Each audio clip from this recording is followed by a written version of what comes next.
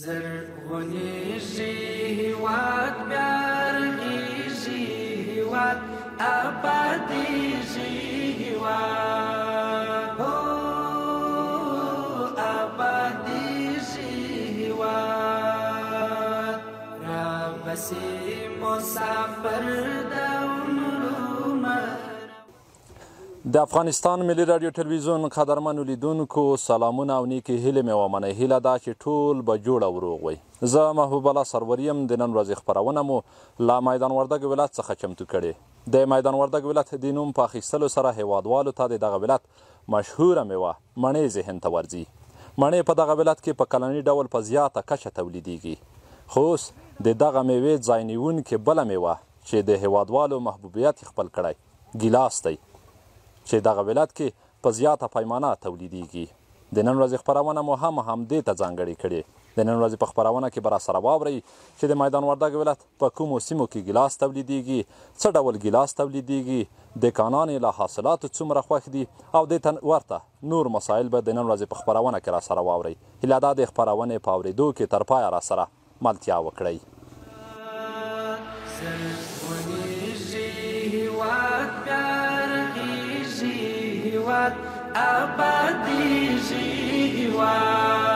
میدان وردګ چې 80 سلنه اوسیدونکي په کرنه او مالدارۍ بوخت دي. د حبوبات او سبزیجاتو ترڅنګ زردالو، شفتالو، مڼې او ګڼ شمېر نورې میوې پکې پیدا کیږي. ترڅنګ یې ګیلاس هم په دغه ولایت کې ښه حاصلات ورکوي او بڼوال هم ورنه خوښ دي.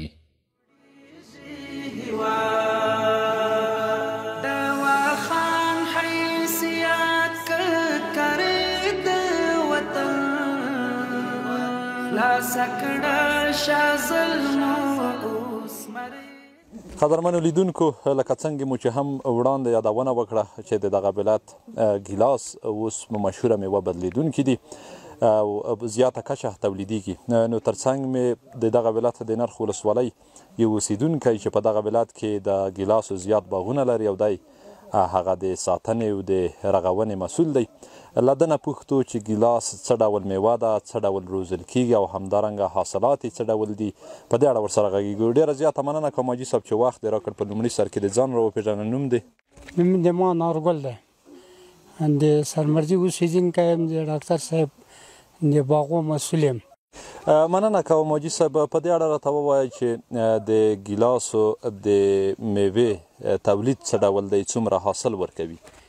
یعنی که داسې درته ووایم چې ډېره کامیابه ده، خصوصا زموږ په منطقه کې په سرمرده کې 100% کې کامیابه ده او ټول خلک لګیا دي. زردالو باغونه او د مڼو باغونه باسي او د ګیلاسو کینوي. نو تولید دغه شی دی چې له 3 کاله تر 4 کاله دی په حاصل راځي. حاصل یې ډېر کامیابه ده او نن سبا خو خیر مشکلات افغانستان د لارو مارو دي. نو په روز خلک خرڅېدل تر 1200 نیولې تر 1100 تر 1800 روپۍ زموږ په منطقه کې من خرڅ شول. خصوصا کله یو څه مشکلات لارې شته، خیر بازار یې لږ هغه ده. نو هره ونه چې ثمر ته ورسېږي له 20 کلو پورې یا تر 1500 کلو پورې، نو داسې وبوله چې له 15 منه تر 20 منه آتا عمر چې پې تېر شي تر 40-50 منه یوه ونه حاصل کاندي. دلته که سړی یو وړ باغ ولري د ګیلاسو، څومره عاید یې ترلاسه کولی شي؟ د یو کور ګزاره پرې کېدای شي که نه؟ بلکل، ولې نه؟ یعنې داسې خلک دلته شته چې تقریبا 20 ونې لري، مخکې یې کېنولي دي او هغه خو چا نه خوښولې. اوس نو تقریبا له 20 ونو نه د یوه کور څه رقم استفاده چې دی کاندي معمولي، یعنې نه، یعنې ښه ژوند یې ده پرې جوړ ده. نو دغه 20 ونې چې 20 منه یې وکړي تقریبا نو په 1500 کې ضرب کړه چې 100 روپۍ کېده د یوه کاله تر بله کاله ښه عاید ده او ښه د کور ګزاره یې پرې جوړېږي. نو نور مشکل دی نه لري. تنها په دغه وخت پوښتن کې یو معمولي دواوې غواړي، لږ تکلیف دی. مرغۍ یې ده چې یو 20 شپې یوه میاشت نیسي تر څو چې ټولېږي. نور ډېر ښه حاصلات کاندي، خلک ډېر ورسره خوشحاله دي او خپله د منطقه کې 100% کې اوس باغونه د ګیلاسو روان دي. حاجي صاحب درته ووایه چې په څه ډول هوا کې ګیلاس حاصل ورکوي؟ د سدمردې هوا څه ډول ده او د دغه ګیلاسو تاسو په دې کې تجربه لرئ، ډېر وخت مو د ګیلاسو پالنه کړې ده، تاسو ته معلومیږي کومه هوا د ګیلاسو لپاره مناسبه ده؟ هغه هوا ګیلاسو لپاره میسر ده چې هغلته واوره کېږي او هغه سرسیمې دي او اوبه یخې دي، هوا یې یخه ده، په هغه سیمه کې بالکل کامیابه دي. قدم په قدم چې موږ په منطقه کې ځي تر سپین غره موږ ورته وایي یا اخندزاده خیل و کلی دلته ټول کامیابه دي. په ګرمسیل کې هم کېږي، ونه شنه کېږي لکه دا د موږ کته منطقې چې دي هلته هم کېږي په دا سرحدو کې، خو خپله په دې ډنډ نرخ کې نتیجه نه ورکوي، یعنې ونه شنه ده خو حاصلات نه ورکوي. دلته تاسو د حاصلاتو د ټولولو په وخت کې موږ وینو ډېر کارګر در سره په کار وي. په دې اړه معلومات راکړئ، په کار کلني ډول څومره خلکو ته دلته تاسو د کار زمینه برابره کړې، څومره خلک رسي تاسو سره کار کو، د دې ترڅنګ چې د تاسو لپاره یوه د عاید سرچینه ده، د نورو څومره کسانو لپاره د عاید یوه سرچینه ده. و دغه د تخپله نن چې نن شروع دی موږ د کار ده، اولینۍ ورځ هم ده، معمولي ټولونو ورځ په ورځ موږ کارګر زیاتېږي. دغه د موږ باغونه چې دي دا د ډاکټر صاحب عبدالوکیل باغونه دي، نو موږ خو زیات کارګر تقریبا له 15 نفرو تر 40 نفرو کارګر لرو چې په هغو کې یو 20 نفر د ټولول دي، یو 20 د پرګرو لرو چې هغه د بلې منطقې راځي او خرید کاندي هغه یې ډکوي. تقریبا په دغه کې چې موږ دا 40 نفره له یوې میاشتې تر 40 شپو پورې دوی له موږ سره مخشول دي په دې کار کې، او موږ ښه مزدوري ورکوو نسبتا خلکو ته، هغه د ورځې 300 روپۍ ورکوي او موږ 350 افغانۍ ورکوو، خو موږ سره ښه خوشحاله دي او خپل کار مخې ته بیایي. راپسې مسافر د عمرو مرور نور جوړېږي هېواد، نور جوړېږي هېواد. د واخان حیثیت که کرې د وطن خلاصه کړه شاه ظلمو اوس مرې. د ګیلاسو په اړه راته ووایئ، څومره د ګیلاسو باغونه لرئ او حاصلات یې سږ کال څه ډول دي؟ حاصلات یې ماشاءالله بیخي ښه برابر دي، بیخي ډېر تر خوشحاله یو له ګیلاسو نه. ډاکټر صاحب وکیل موږ ته ډېر غټ خدمتونه کړي دي. د میدان وردګ ولایت د نرخ ولسوالۍ د صدمردید قریه کې دا ګیلاس ډېر ښه کېږي. نظر مڼو ته دا ډېره ښه نتیجه یې ورکړې، ښې پیسې کوي. داسې ګیلاس ته 20 من او 15 منه ګیلاس کوي. تا څومره د ګیلاسو باغونه دي؟ ما خپله اوس داسې 400 دانې ونې دي او همدغه دي چې په بار راغلي دي. انشاءالله چې ښه دي، اوس یې شروع کړې د خدای مهربانه ده. له دغه نه یې خواته تمه ورته لرو چې یو شی راته وکړي. عاید خو یې داسې ده چې دا یو کار لري چې هر کال همدغه رقم ډکېږي او همدغه رقم حاصل کوي. له مڼو نه یو په لاسه ښه دي، له زردالو له د نورو میوو نه کنې مڼې او شیان دلته ښه کېږي، خو دغه ګیلاس چې دي د صدمرده کې ډېره ښه نتیجه ورکړې ده. څه شی ډېر زیان ورته رسوي میوې ته؟ زیان دغه شی رسوي چې یا ګلی پې وسي، یا داسې لکه پروس کال په دې پسرلي کې واوره وسوله او باغونه یې لږ لږ خراب کړل، بیا هم نظر واورې ته ښه وه. او بل لږ لږ میاسی کوي، هغه ته موږ دوا پیدا کړې، دوا پې شیندو. انشاءالله چې دغه کار ورکړی د ډاکټر وکیل نماینده د انجینر صاحب، هغه ډېرې ښې دواوې راغوښتې له ترکیه نه، او موږ سره ډېر کومکونه کوي، ډېر ښه حاصلات راته برابروي. خو فقط یو مشکل اوس دغه ده چې دغه تجاران نظره کم دي. خدای مهربانه ده دا به هم راسي چې څونه کم سي، بیا هم له زردالو له مڼو له دې شیانو نه ریټونه ښه دي. په کلني ډول تاسو څومره عاید ترلاسه کوئ؟ داسې باغ لکه دا چې ده، یا مثال 400 ونې 300 ونې داسې برابر سي 2 لکه 8 لکه 15 لکه پورې دا حاصل کوي. او داسې دا لوی باغ چې دا بیا 50 لکه او 40 لکه عیادات لري. او دونه باغ که د مڼو وي له 1.5 لک 2 لکه نه پورته پیسې نه کوي.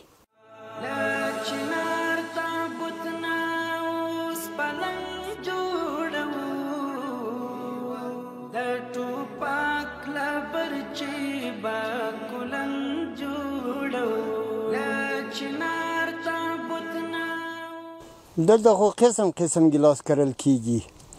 یو د دلمرغ په نامه دي، یو د فرانسوی په نامه دي، یو د ایرانی په نامه دي، یو د ترخکو په نامه دي، یو د سپینو په نامه دي. قسم قسم ګیلاس دي، خو ښه ګیلاس چې دي یعنې خلک یې ډېر کري او خلک یې خوښوي او تجاران یې خوښوي چې هند ته که بار ملکو ته ځي مسقط رسیږي دا نیم لکه ترخک دا دلته ښه کلکي خو په لار کې خوړینېږي دا نور هم ډیري د لنډکې په نامه دي هغه بیا بندونه یې خیږي هغه بیا هم تاوان پیدا کوي په لار کې خوړینېږي او دغه ایراني چې دي او فرانسوي چې دي او دلیمرغ چې دي دا بیا چې هر څونه بار ملکو ته لرې سفرو ته مسقط خوړینېږي نه جای ته رسیږي دا بیا تجاران ډېر خوښوي خو دغه پسې دا د وطن خلک هم ډېر کش کوي او دا د مونږ منطقه چې ده دا یخه ده او مځکه یې شګلنه ده په دې کې ډېر ښه حاصلات ورکوي نورو ځایو کې دغه رقم کار نه ورکوي لکه څنګه چې په سرمرده کې د مونږ په وطن کې کار ورکوي په نورو ځایو کې قیمت دغه د کابل قیمتو ته هم کار نه ورکوي تقریبا 15-20 کاله به کېږي چې مونږ ګیلاس کم یعنې له 10 کلو را دې خواته ډېر سوي دي خو ډېر حاصلات چې د مونږ د خلکو یعنې لږ ګزاره پې برابره سوې ده په ګیلاسو باندې د مڼو باغونه تقریبا که 500 ونې یعنې د دې 50 ونې ولرې د 500 ونو د مڼو یا د زردالو حاصل کوي خلک خدمت هم کوي او ښه نتیجه ورکړې ده ځکه پیسه ورته جوړي د کور ګزاره پې جوړېږي خو داسې وبله چې د اوړي دویمې میاشتې ته ځان رسوي په دې وخت کې بیا نرخونه هم ښه برابري او د دویمې میاشتې له سره تر اخره پورې په دغه وخت کې د دوی نرخ هم ښه او ښه پخېږي موږ خو فعلا دلته باغو باندې مصروفه یو چې دغه باغو ته موږ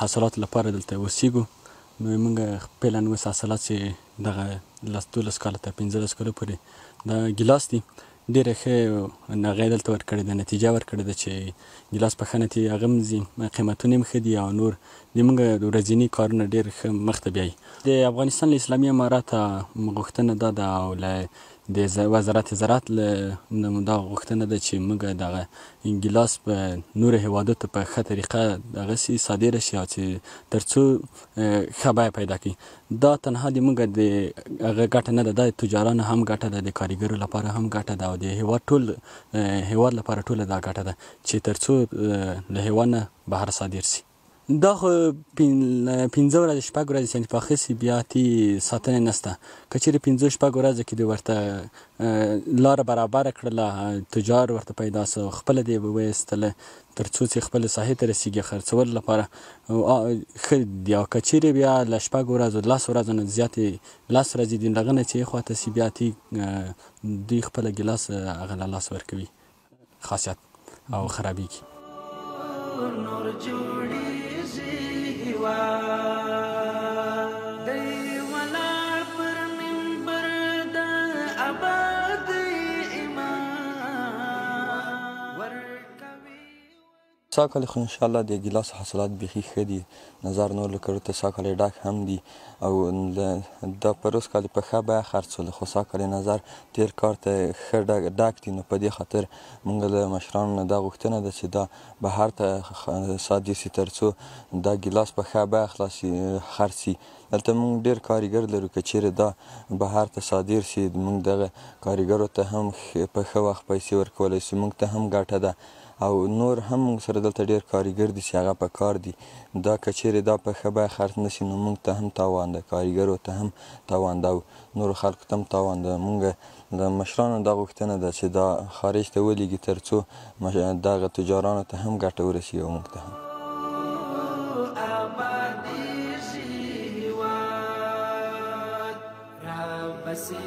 مسافر د عمرو مرور نور جوړیږي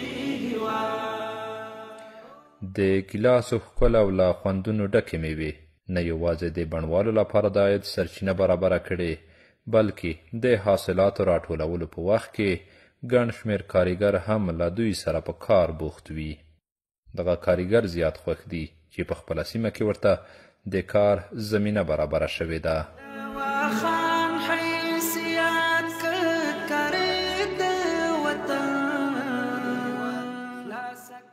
ډېره زیاته مننه که ماجي صاحب ته د ځان راوپېژنه نوم دی نوم بسم الله الرحمن الرحیم. ما نوم حاجي زرعالم ده، د حاجي محمد عالم زوی یم، د سرمردي اوسېدونکی یم، د نرخ د ولسوالۍ. ډیره زیاته مننه کوم حاجي صاحب. په دغه باغ کې تاسو په څه کار باندې مصروفه یې؟ زه خپل اصلي باغوان یم، د ډاکټر وکیل صاحب باغوان یم. په باغوانۍ کې بیا اوس د ګیلاس ساتنه د ګیلاس ساتو او ګیلاس ګرځو د مرغیو دغه شیان ډېر شړو. والله شکر د ښه لاس تر خولې رسېږي او ګزاره هم کېږي. داسې نه ده چې ډېر سرمایه‌دار یو، و بیا هم شکر ده په دې حال، ځکه چې اوس د فضل خدای په خپل وطن کې د کار و ګزاره کېږي، یعنې د نور خارج ته تګ ضرورت و د مشکلاتو حال لپاره نشته. همدلته هم ګزاره کېږي، همدغه باغو کې، همدغه باغوانۍ دهقانۍ کې یعنې پرده راځي. درته وویل چې د کال په څوره وخت کې دلته ته کار کې د دوی صاحب او څوره ورڅخه خوشحاله یې؟ یعنې د کال خو 10 بجې ور راکوي موږ ته باغواني، بیا په باغوانۍ کې هم په دا میوه کې د اصل کې بیا شلمه هم راکوي. نو خوشحاله په دې چې کوم ضرورت هم وي هغه پوره کېږي. نو د چا ته ضرورت د خارج تګ ته یا د وطن د باندې تګ ته کوم هغه ته اړتیا نه لرو. د باغوانۍ ترڅنګ د دهقانۍ ترڅنګ نور په دو باغ کې تاسو آیا د میوو د راټولولو په برخه کې یا هم د ډکولو په برخه کې پروسس په برخه کې ورسره مرسته کوئ که نه؟ مرسته کوو، ځکه دلته خو ډېر نفر پکار دي، 40 نفره 50 نفره وخت د ګیلاس د شکولو کې، مڼو د شکولو کې په پورګرۍ کې بیا ډېر نفر ته ضرورت وي. بیا موږ نو ما قضې دغه اکمالات کوو، کارتن راوړه، شی راوړه، دغه اکمالاتو کوو او نور نفر هم د دپاره د ډکېدو لپاره پورګران دغه خو نور ډېر نفر ته ضرورت، یعنې تر دې 40 50 شپېته نفره بعضې وخت دغه ته ضرورت لرو، هغه د باندې نفر راولو روزانه. او موږ خپل اصلي کې دایما د کال دلته یو همدا وظیفه د باغواني. زه همدغه ډاکټر هدایت سره همدلته کار کوم، یوه میاشت 2 میاشتې 1 نیمه میاشت کار دي، کله دلته وي کله کوز وي، بل ځای ته ضرورت نه لرم. همدغلته د موږ کار راپکېږي، که هغې که ګیلاس وي که زردالو وي مڼې وي همدلته کار ورسره کوو، که زمی مې کار ورسره کوو، که وړی همدغه باغ کې د ګیلاس ساتنه زه کوو. اما د کور ګزاره هم کېږي، و فضل د خدای ده. اما د ورځې 300 350 روپۍ راکوي، ساعت تر بېګا پورې همدلته ورسره وي. زه خو د نور ځای ته نشم تللی، همدا ده سره کله لغمان کې یم، کله دلته یم، کله یو ځای کله بل ځای، کله پیوندونه وي، کله همدا د ګیلاس ساتنه وي، مڼې وي، زردالو وي، همدا انجینر سره کار کوم.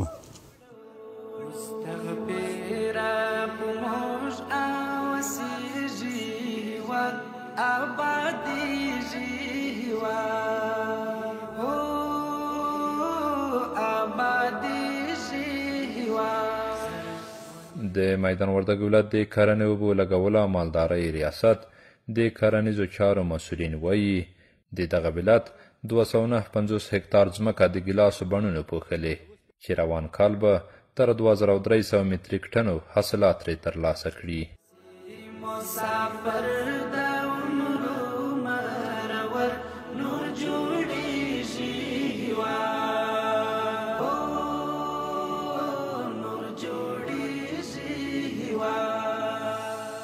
میدان وردګ ولایت کې د ګیلاسو بازار اوس ډېر ګرم دی. دا په دې معنا چې بزګران ورته مخه کړي، د تیر پرتله باندې تشویق شوي، ښه حاصل یې اخیستی او تر ټولو نه ښه خبره ده چې ډېر یو ښه توافق لري. هغه د میدان وردګو کې د ګیلاسو ورایټۍ دلته ډېر ښه توافق لري، نو بزګرانو ښه حاصل اخیستی او ضمناً ښه مارکیټ یې لیدلی، ښه نفع یې اخیستي او د بزګرانو مخه ورته زیاته شوې. سږ کال یې موږ په میدان وردګو کې 295 هکتاره ځمکه په ټول ولایت کې د ګیلاسو ته پوښښ باندې لرو او هیله مو ده چې موږ سږ کال 2300 متریک ټنه شاوخوا حاصل ترلاسه کړو. البته د بازارموندنې او د مارکیټینګ په باره کې موږ یو ښه زیری سګدک ده لرو چې همدا اوس مهال زه تاسو سره په خبرو کې خبرې کوم. زموږ یو تعداد ملي تجاران د میدان وردګو ځینې ولسوالیو ته راغلي، هلته د بزګر نه د ګیلاسو حاصل راټولوي، همالته پیک کېږي، همغلته په یخچالي موټرو او کنټینرو کې اچول کېږي، منځنۍ اسیا او حتی روسیې ته رسول کېږي. دا یو ډېر ښه خبر دی د میدان وردګو د بزګرانو دپاره، تاسو شاید دا نو وایي په روسه کال یا تیرو کلونو کې موږ ګیلاس هند ته تلل د پاکستان د لارې او جګړو سخلاصيږي هیواد آبادیږي هیواد آبادیږي هیواد زرغونیږي هیواد پیارخیږي هیواد د افغانستان ملي رادیو ټلویزیون قدرمنو لیدونکو زموږ د نن ورځې خپرونه چې په میدان وردګو ولایت کې مو ګیلاس د ګیلاسو تولید او حاصلاتو ته ځانګړې کړې وه پر همدې ځای پای ته رسیږي تر بیا بلې مو په بخښونکي او متعال رب سپارو نور جوړ